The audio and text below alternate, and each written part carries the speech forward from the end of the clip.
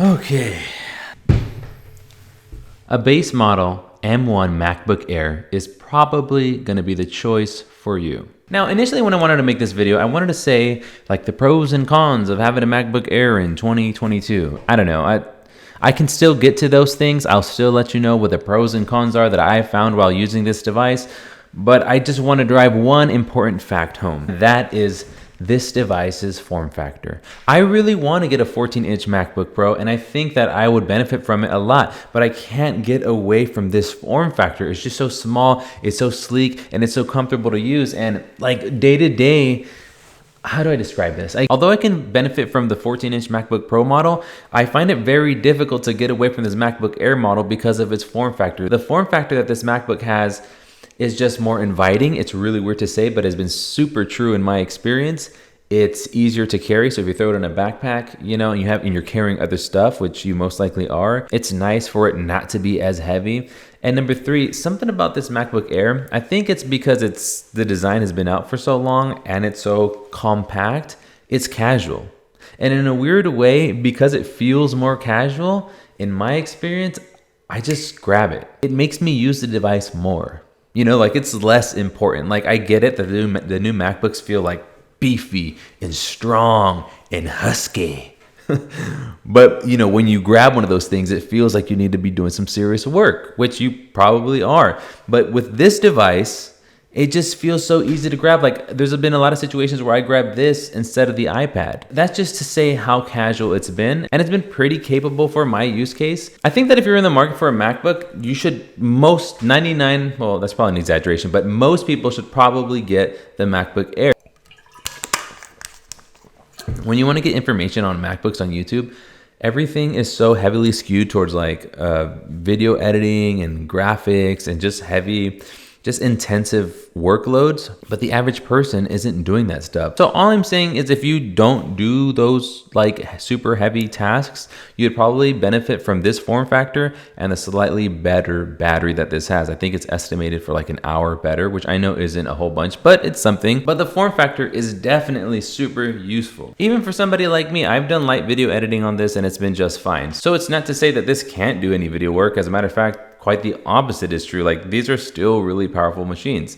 So for the vast majority of you, this will be more than enough. And I think that if you're not benefiting from the extra power that comes with the 14 and 16 inch models, you're definitely going to benefit from the smaller form factor that comes with this Air. That's the most important part. I just noticed myself grabbing this device a lot more because it's so much smaller, and I really like how compact that is. And that's not to say that I won't end up getting the 14-inch MacBook, but I'm just saying that it's just difficult to get rid of this because of the form factor. I'm really enjoying using this laptop because of its form factor, and I just wanted to share that with you because that's not on a spec sheet, right? It's not like, oh, enjoyment of form factor 85 versus this is 65. That's what I wanted to bring to your attention. Anyway, let me just rush through the quick pros and cons that I had originally written down, but the most important part is out of the way. So let's start with the cons.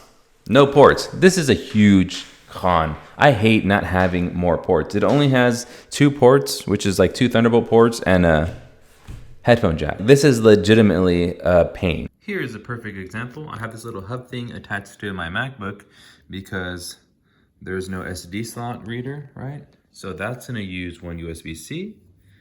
And I also have an SSD because that's what I edit off of and use to edit. And that's gonna use another one. And look, we're out of ports. So good thing I've got enough battery life on this, but if I didn't, I wouldn't have a way to charge it and have these 2 things connected at the same time. I'm sure there'd probably be a dongle for that, but that's what I'm working with now. For example, I wanted to take this MacBook Air to help a buddy edit a music video. I didn't end up taking it once I realized that I don't have all the dongles I need to make it operate. So that's a huge negative. The webcam could be better, whatever, no biggie. If you are gonna be doing video editing, the screen, in my opinion, can be a bit cramped. So, I don't know. I don't know how much better the 14-inch would be day to day, but this 13-inch feels small to me. Also, another con, the base specs are kind of limited. I think 8 gigabytes of RAM would probably be more than enough for most people because of the way this new M1 chip uses it. However, the 250 gigabytes of storage could be very limiting for a lot of people who take videos and photos and like to download a lot of applications. For example, think about your phone, right? If you have a 128 gigabyte phone, that's already like half of your laptop. So if you wanted to back it up, for example, it's going to be a no-go. Now, if you want to work around that, you can always get external SSDs, but it's just another thing to bring with you. Oh, another huge one. I totally forgot about this. Same thing with my Mac Mini and this laptop here. The Bluetooth connection with the MX Master 3, I don't know if it's with everything, but I can definitely say with that MX Master 3, the mouse that I use, it's horrible. So if you use that device or you plan on using it, look to get something else, but this is a legitimate gripe I have with it. It basically stutters. So when I'm using it on this MacBook or the Mac Mini, it'll like be smooth and then freeze and then like jump and catch up. So when you're doing something like video editing, it can be dang near impossible to use because of that lag. That's a real gripe. Another thing, this feels weird to say, but a con could also be the design, just because it's been out for so long. It's a nice design, I really like it, but I know that it's gonna look outdated very, very soon when the new MacBook Airs have a notch. On to the pros. Okay, now let's end this video on a good note. Here are all the pros that I really like about it. It's still a MacBook. What does that mean? It still means that the screen, although it's not as nice as the Pro models, the screen is still really nice.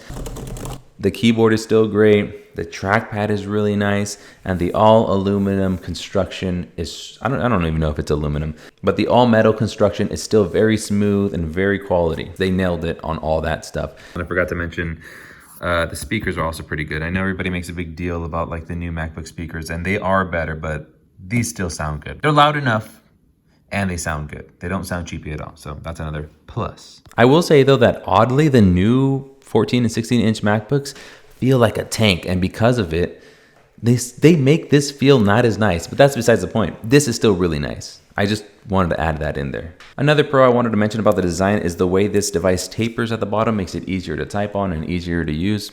Another plus for the form factor. Another thing about these devices, which I guess you could say about all these new devices, is how quiet they are, but this one specifically has to be super quiet because it has no fan. So I love how quiet it is. And last but definitely not least, that price. That price, right now you can get this device for $1,000 or less. You can get it in some places for $850, for $1,000 straight from Apple, maybe a little cheaper if you buy refurbished from the Apple website. Point is, you're not gonna beat this price from price to performance or build quality, screen quality, keyboard quality, trackpad quality. You just can't beat it. So that's my take. If you have any questions, feel free to leave them in the comment section down below. If you want to help support the channel, check out the description and treat yourself to something nice from Amazon. Just click on the link. You can buy whatever you want. It really helps out the channel. If not, I still love you, and I hope you stick around. Subscribe to the channel if you want to. Like the video if you liked it. I will probably be making a few more M1 MacBook videos, so stay tuned for that. If that's something you're interested in, M1 MacBook Air, I should specify, because that's what I have. I just wanted to do an update about my M1 MacBook Air and let you know how I felt about it. So yeah, I'm just gonna skedaddle on out of here, and well, see you guys later.